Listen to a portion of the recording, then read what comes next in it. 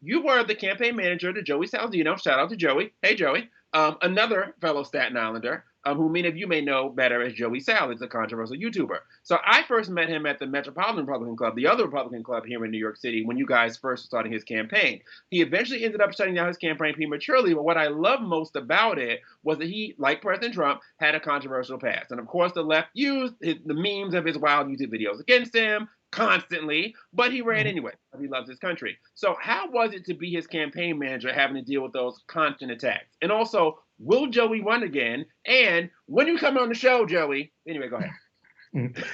Well, let me tell you, it was actually working the Joey Salads campaign from the campaign perspective.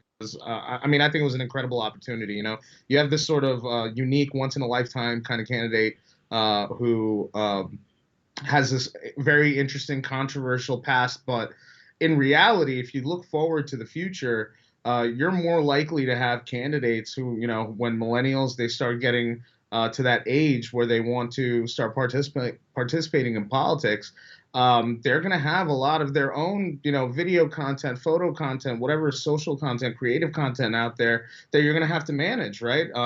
Generally, what happens is that in when you want to run for office, one of the first things that you do is you sort of get opposition research done on the candidate, on yourself, right? And you find out, hey, what are those, you know, what are those skeletons, or what are those controversial moments that you had previously that we're going to have to expect that we're going to be attacked on, and we have to figure out a strategy on how to mitigate that.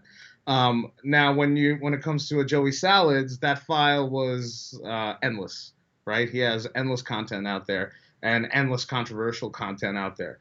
It almost made it, in our view, it's sort of actually almost made it futile to try and negate any of this stuff. Instead, what we decided to do was to go out there and say, hey, look, you know, I've done all this. I've done you know, in the messaging, hey, Joey Salads has done all this. He's put all this video content out there because he had these ideas. He wanted to be creative.